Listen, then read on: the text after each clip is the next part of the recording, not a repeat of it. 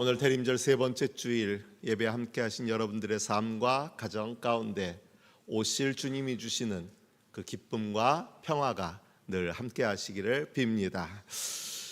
저는 개인적으로 이스라엘에 대해서 좀 부정적으로 비판적입니다.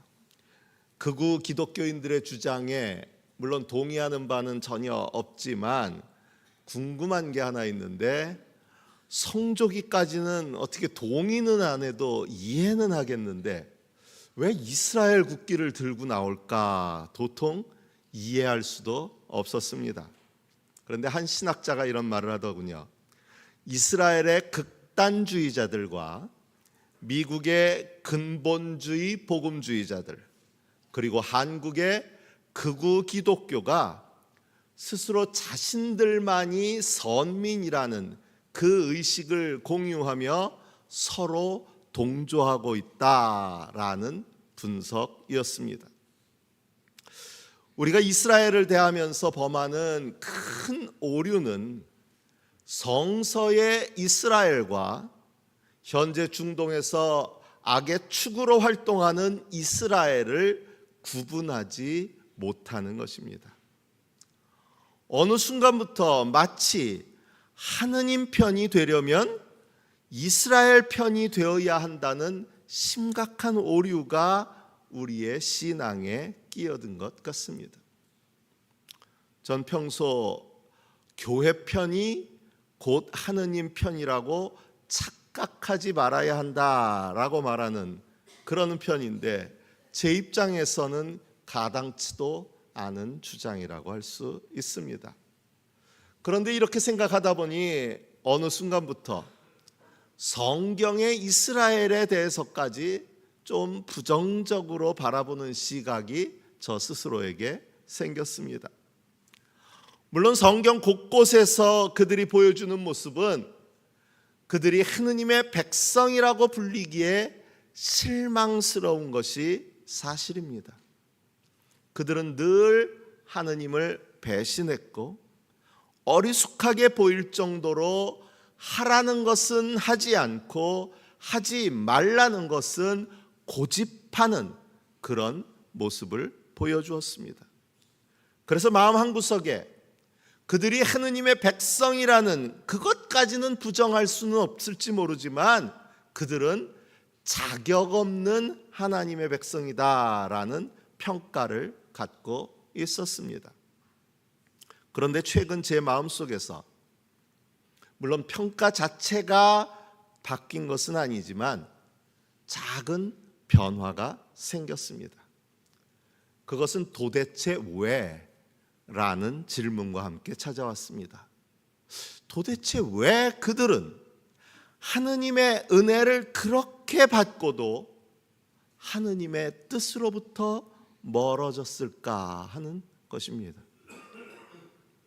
그런데 그 대답을 찾아가면서 제가 깨닫게 된 것은, 그들은 내가 막연히 생각했던 것보다 하느님의 은혜를 받은 백성이다라는 이 표현 속에서 막연히 생각했던 것보다 훨씬 어려운 삶을 살았다는 것입니다.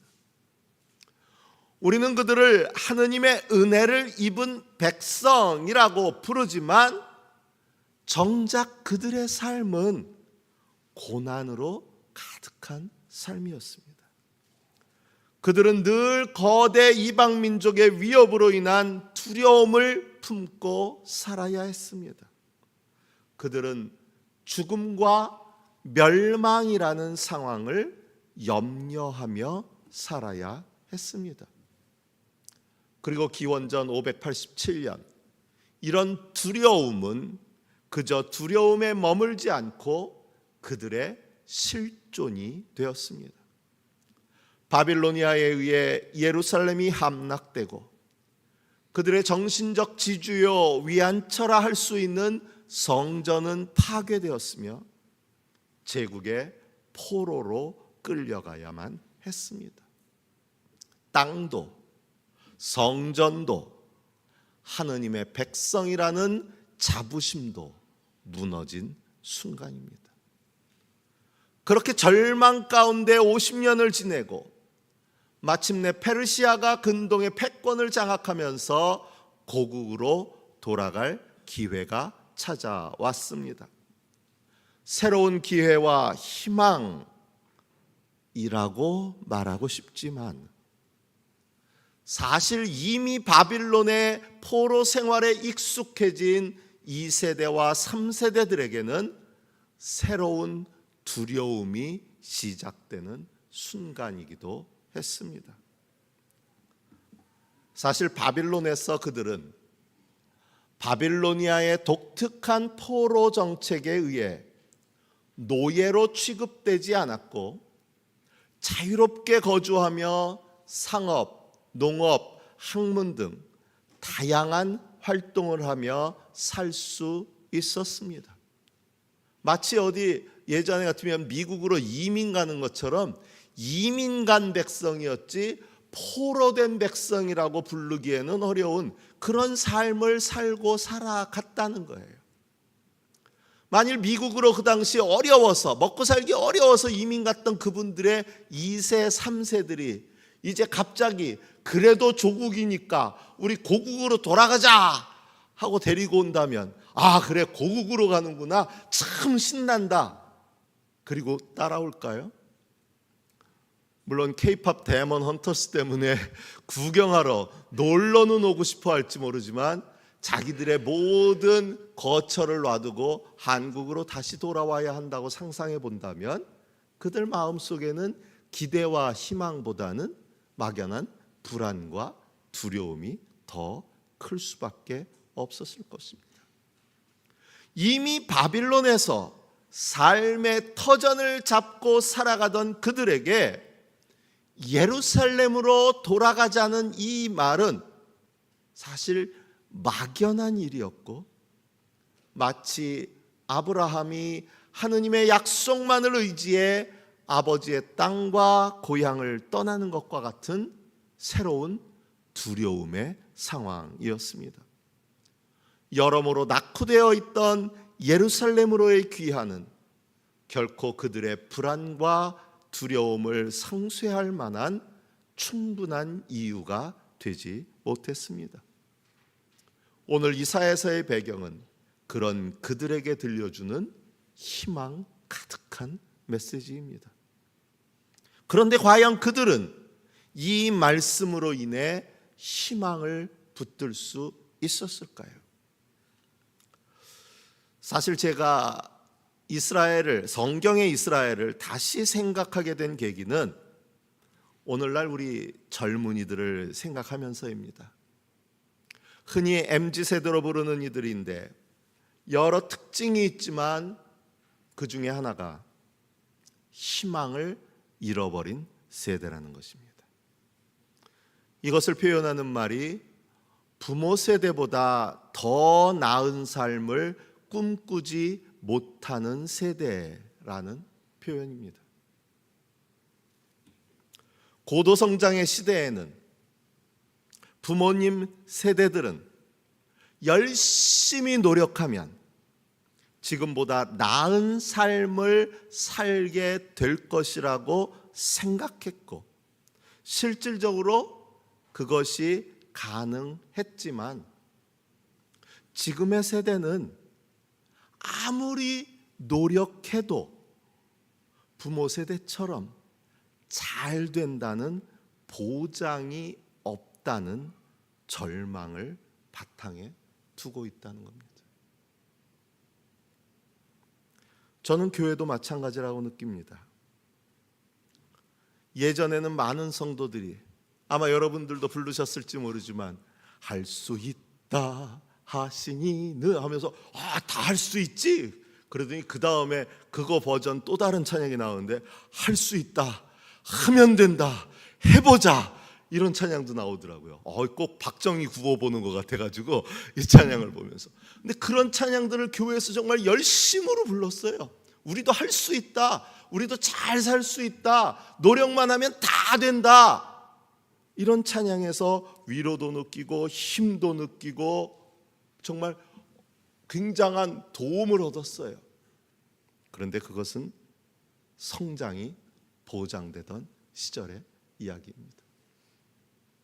요즘 목사님들, 은퇴하신 목사님들이요, 요즘 젊은 목사들이 죄다 교회가 쇠락기다, 교회 위기다 말만 하는데 그게 기도 안 하고 하는 소리야. 우리 때처럼 기도해봐, 우리 때처럼 열심히 해봐, 이 소리만 하시거든요. 근데 그 소리를 듣는 젊은이들이 그래 나도 기도해야지, 그래 나도 열심히 노력해야지, 우리 선배들도 저렇게 기도해서 부흥했는데 성장했는데 우리들은 너무 비관만 하고 있는 건 아닐까 깨닫기보다는요, 에이구, 죄송한 표현으로 교회 십자가만 세워놓으면 잘 되던 시절이 있었어요. 근데 지금은 누구나 반토막 이상으로 교회는 줄어들 것이다. 요즘 시대에 개척한다는 것은 정말 맨 땅에 어쩌는 것이고 바위에 계란 던지는 거나 마찬가지다라는 소리가 상식처럼 이야기되는 시기예요. 열심히 노력한다고 해도, 정말 눈물겹게 노력한다고 해도 교회가 온전히 서지 못하는 것이 오늘의 시대입니다. 마찬가지로 지금의 젊은이들은 할 수 있다 하시니는 할 수 있다 하면 된다, 해보자, 왜 기도 안 해, 왜 열심히 안 해, 그런 찬양보다는, 그런 희망 고문 같은 그런 찬양과 그런 기대보다는 오늘 주보 겉면에도 났지만 혼자 걷지 않을 거예요. 오늘 하루의 수고와 내 영혼은 안전합니다 같은 찬양에서 더 큰 위로를 얻습니다.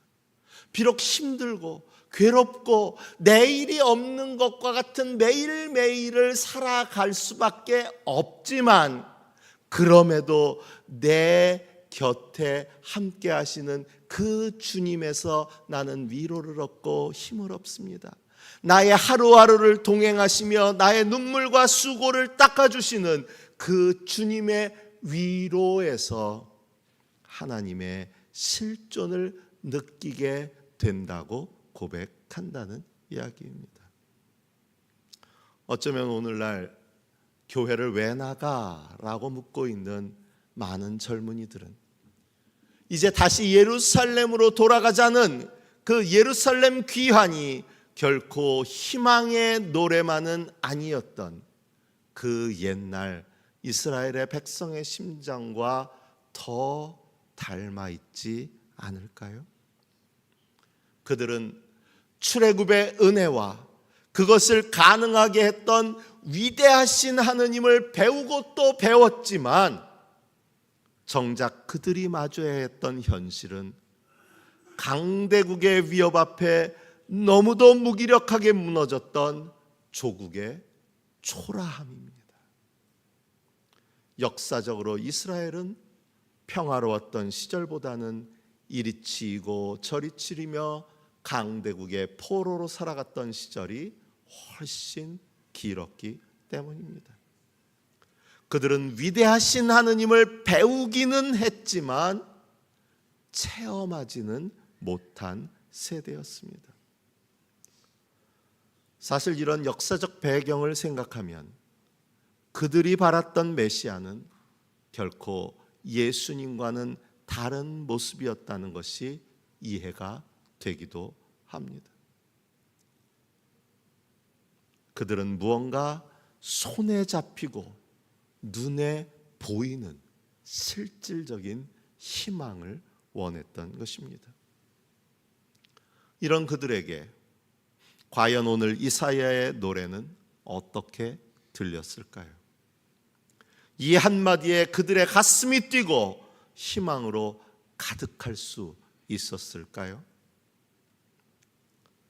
이 말씀을 붙들기가 참 버거웠을 것 같습니다. 만일 제가 오늘의 젊은이들을 앞에 두고 기도해, 기도하면 하나님이 다 도와주실 거야, 분명히 잘 되게 하실 거야, 이런 소리만 외친다면 글쎄요. 그러지 않아도 세상에서 루저라는 소리를 듣고 살아가야 되는데, 그럼 저는 교회에서도 결국 성공하지 못한 신앙을 가졌다는 소리밖에 되지 않습니까?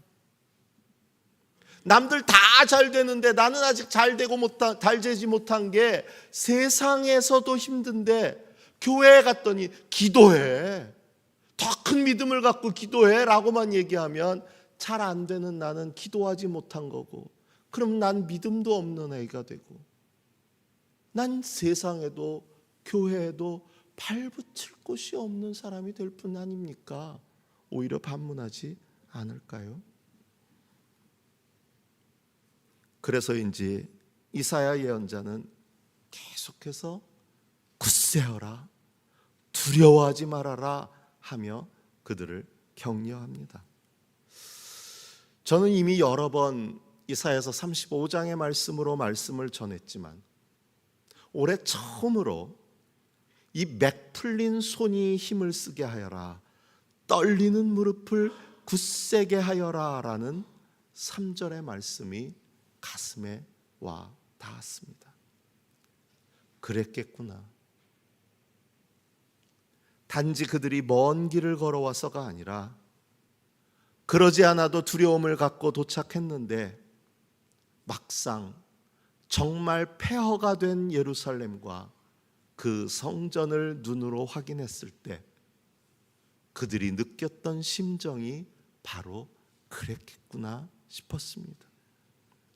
손에 맥이 다 풀리고 다리에도 힘이 빠져 떨렸겠구나 싶었습니다.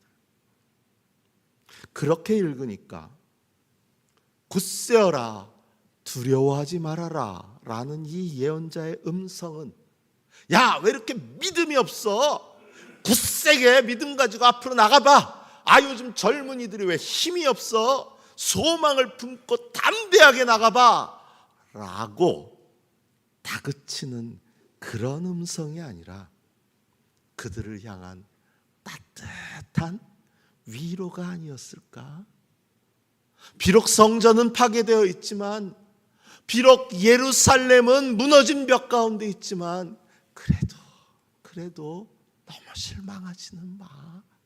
우리 다시 한번 마음을 다잡아보자꾸나 손잡아주는 그런 예언자의 위로가 아니었을까 싶었습니다. 이런 마음으로 읽으니까 야고보서의 이야기도 참 따뜻하게 들렸습니다. 흔히 야고보는 행함을 강조한 사도라고 말합니다.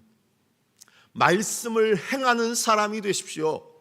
믿음의 행함이 따르지 않으면 그 자체만으로는 죽은 것입니다 라는 그 말에서 느껴지듯이 좀 다그치는 그런 무서운 훈련 소장 같은 그런 느낌입니다. 오늘의 말씀에서도 야고보는 우리가 예언자들을, 우리의 과거 선배들을 고난과 인내의 본보기로 삼아 오래 참아야 한다고 그렇게 힘주어 권면합니다. 주님께서 오실 때까지 오래 참고 견디며 마음을 굳게 했던 그들의 믿음을 본받으라는 것입니다. 그런데 사실 주님 오실 때까지라고 했지만 결국 그들은 죽을 때까지 기다렸던 사람들입니다. 그들은 살아서 주의 오심을 본 사람들이 아니기 때문입니다. 여러모로 부담스럽습니다. 가끔 초대교회 박해받는 교인들의 일화를 담은 영화를 보면 어떻게 그럴 수 있었을까? 도대체 얼마나 믿음이 강하면, 의지가 굳으면 그럴 수 있는 것일까 싶기도 합니다. 한편으로는 그에 미치지 못하는 나의 믿음이 부끄럽기도 하고, 또 한편으로는 그들의 믿음이 실감 있게 다가오지도 않습니다. 너무 비현실적이기 때문입니다. 그러나 이 예언자들은 결코 찔러도 피 한 방울 나올 것 같지 않은 의지의 화신이 아닙니다. 그들은 박해를 받으며 눈도 깜빡이지 않은 그런 사람들이 아니었습니다. 저는 예수님이 핍박받으시는 영화를 볼 때 예수님을 너무 신비하게만 그린 그런 영화에는 공감하기가 어렵습니다. 그보다는 고통 속에 몸부림치는 모습으로 그려낸 그런 영화들이 더 공감이 됩니다. 마찬가지로 박해 한가운데 있던 성도들도 아무렇지 않은 듯 세상 가장 평화로운 모습으로 그 모든 고난을 참고 견딘 것이 아니라 끔찍한 고난에 몸부림치며 두려워하고 때로는 배교의 유혹 앞에서 흔들리기도 했을 것입니다. 야고보는 불가능한 것을 가능하게 하라고 우리를 다그치는 것이 아니라 그들도 너희처럼 두렵고 떨리고 흔들리고 고통스러웠지만 그래도 끝까지 견뎠던 그 마음을 닮으라고 그렇게 격려하는 것입니다.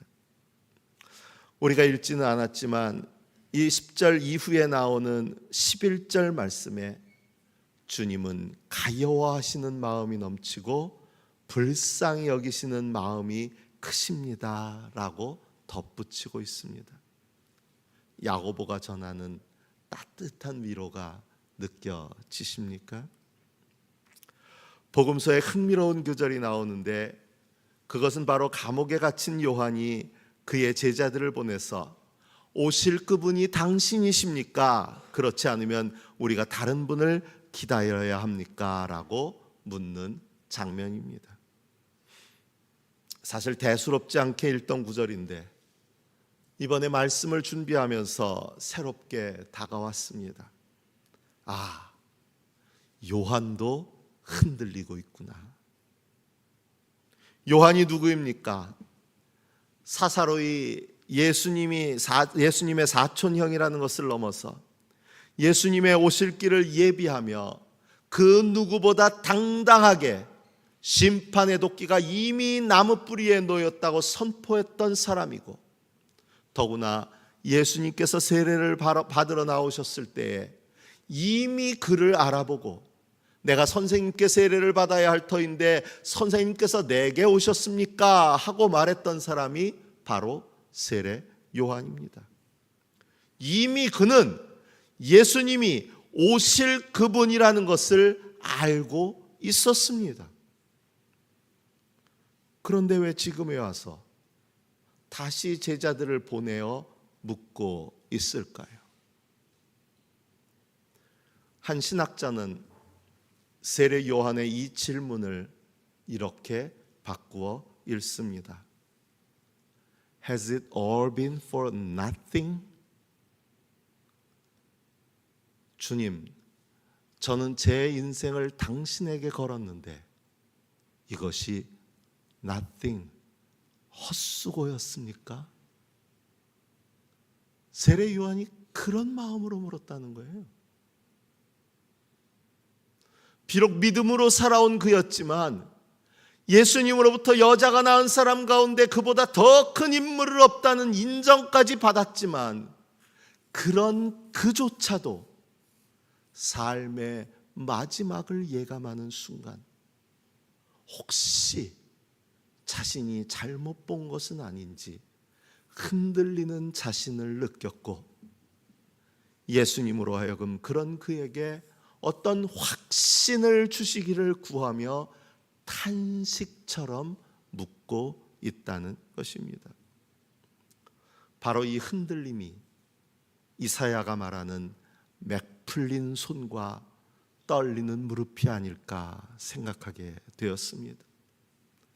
아무리 믿음으로 살아온 그들이어도 아무리 여자가 낳은 인물 가운데 최고로 인정받는 사람이라도 아무리 고난과 인내의 본보기로 삼을 만한 사람들이어도 그들 모두에게도 손에 맥이 풀리고 무릎이 떨리는 순간은 있었다는 것입니다.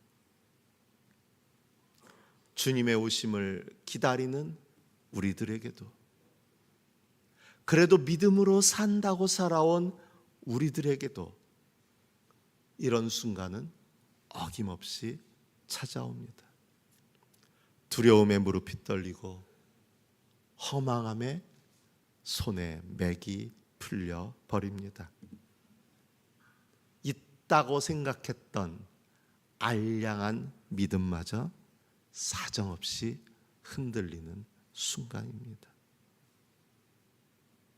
그러나 그렇다고 자책하거나 포기하지는 마십시오. 주님은 이런 우리들이라도, 아니 그렇기에 더욱 우리를 가여워하시고 우리를 불쌍히 여기시는 주님이신 줄로 믿습니다. 그리고 이런 우리들에게 다가와 따스한 귓속말로 굳세어라, 두려워하지 말아라 손잡아 말씀해 주십니다. 이 말씀이 여러분에게 위로가 되기를 바랍니다. 주님의 그 따스한 손길이 여러분에게 힘을 주시기를 바랍니다. 주님이 주시는 그 주님의 온기로 조금은 따뜻해질 수 있는 그런 여러분의 삶이 되어지시기를, 특별히 오늘날 힘겨워하는 우리 모든 젊은이들이 되기를 간절히 축원합니다. 주신 말씀을 마음에 새기며 묵상합니다.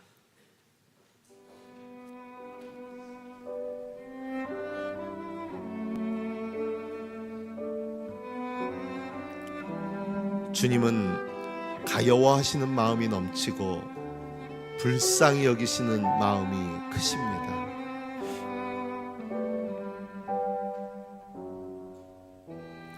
너희는 맥 풀린 손이 힘을 쓰게 하여라. 떨리는 무릎을 굳세게 하여라.